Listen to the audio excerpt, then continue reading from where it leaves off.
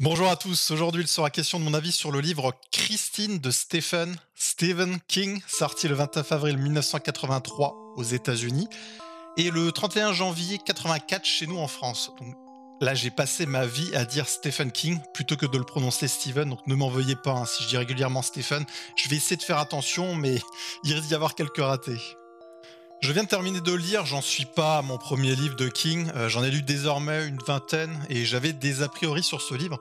N'étant pas un grand fan de voitures, je voyais pas trop l'intérêt de m'y plonger. Et quelle erreur! Terrible erreur! Pourquoi je me suis lancé, me direz-vous? Tout simplement parce qu'il fait partie des King relativement courts, 410 pages uniquement, ce qui est pas courant hein, pour cet auteur qui aime s'étaler, ne rien laisser au hasard dans la description de son univers. Je vais essayer de vous dire de quoi ça parle et de donner mon avis sans véritablement vous spoiler. Évidemment, je vais parler de certains passages, des personnages, mais jamais je ne vais vous donner des indications essentielles et encore moins vous décrire la fin du livre, rassurez-vous. C'est une première pour moi et ça fait des années que j'ai envie de parler de bouquin. Allez, on se lance. La particularité de ce roman est que le narrateur, appelé Dennis, est le meilleur ami du personnage principal qui lui se nomme Arnie. L'histoire est donc écrite à travers son récit à lui et la façon dont il a vécu les choses avec son interprétation.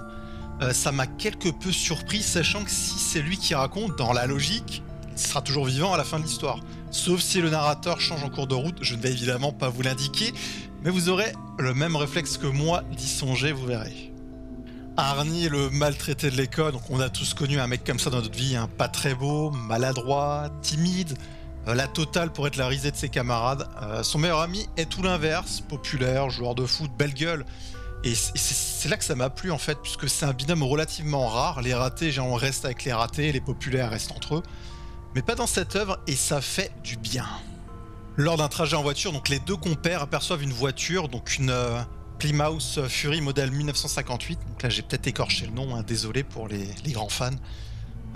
Qui a été appelée par son propriétaire Christine, et bien sûr Arnie tombe sous le charme et se décide à l'acheter malgré les protestations de Dennis. La voiture était en piteux état et le prix de vente était totalement disproportionné. Vous vous en doutez, c'est là que l'histoire va véritablement commencer.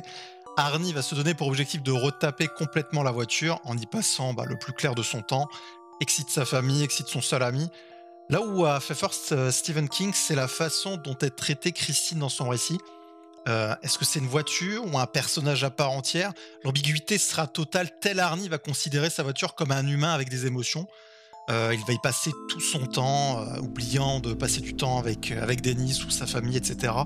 Donc on a tous connu cela dans notre vie, hein, un ami qui rencontre une femme et qui d'un seul coup, il a plus de temps à vous consacrer. Ils disparaissent en fait de votre vie, ces gens-là, et c'est exactement ce qui va se passer pour Arnie. Sauf que je le rappelle, c'est une voiture, mais nous lecteurs arrivons même à en douter. Bien évidemment, des faits étranges vont apparaître, le caractère d'Arnie va changer, il est plus sûr de lui, les boutons sur son visage vont disparaître, il devient un homme, ce qui va lui permettre d'avoir sa première petite amie, Lee ou Light, a priori dans le film c'est Lee, donc qui est fraîchement arrivé à l'école et ne connaissant pas le passé de loser d'Arnie, le personnage a une évolution incroyable et totalement improbable. L'histoire de ce roman tourne clairement autour de ces quatre personnages, donc tout ne se passera pas aussi facilement. Les jalousies vont arriver avec les anciens tortionnaires d'Arnie, qui sont toujours là et qui n'acceptent pas sa façon de changer. Christine se fera mettre en pièces et la vengeance pourra donc commencer. Donc pour ceux qui en doutent, Christine est bien un roman de science-fiction, hein, même si on peut en douter au tout début du livre. Le changement d'Arnie n'est pas totalement positif, son changement physique l'est, mais son caractère va très clairement régresser, une agressivité va naître et une dépendance à sa voiture va rapidement le bloquer dans sa vie sociale. La nuance entre un alcoolique et Arnie est très fine, peut-être un clin d'œil de King qui lui-même était dépendant de la bouteille à cette époque. Arnie aura besoin de sa dose de Christine, de travailler sur elle, comme un mécanicien, calmez-vous, de la toucher, d'être à ses côtés, il va s'isoler, être colérique, incontrôlable, bref, exactement les mêmes symptômes qu'un pochetron. La plus grande critique que je pourrais émettre sur ce roman, c'est son manque d'informations sur la voiture. J'aurais aimé qu'il y ait un véritable lore sur cette bagnole, assez contradictoire puisque j'ai choisi ce livre parce qu'il allait à l'essentiel. J'ai rarement lu un King aussi rapidement, hein. Impossible de lâcher le bouquin. Le rythme n'est pas forcément rapide, mais on aime connaître le quotidien des personnages, voire même des antagonistes, hein, et on se prend au jeu en fait par la faculté qu'a King a donné vie à toutes ces personnes. On a envie de les aider, de les accompagner. Même les ennemis d'Arnie sont-ils les véritables antagonistes de ce livre, ou est-ce que c'est Christine? Le personnage principal, Arnie, est-il le héros ou l'ennemi?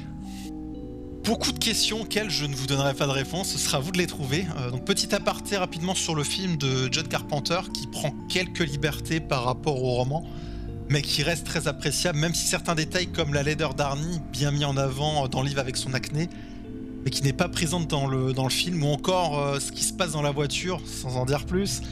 C'est dommage, mais je pense que je l'aurais beaucoup plus apprécié sans avoir lu le roman. Et évidemment que je vous conseille ce livre, il sait tenir en haleine, il nous renvoie vers une époque que moi-même, je n'ai pas connue, mais je me suis surpris à vouloir être à l'école avec eux, à aider Arnie dans sa descente aux enfers. L'envie de mettre en pièces Christine, tous les éléments d'un bon récit de fiction est présent. J'irai pas jusqu'à dire que j'ai frissonné, mais les images que j'avais en tête lors de certains chapitres semblaient plus vraies que nature. J'ai véritablement vécu cette histoire et j'en ressors satisfait d'avoir pu m'évader vers une autre vie. Même si la mienne n'est pas si mal hein, comparée au personnage de ce livre. Donc j'espère que cette vidéo vous aura plu. À une prochaine, peut-être. Au revoir.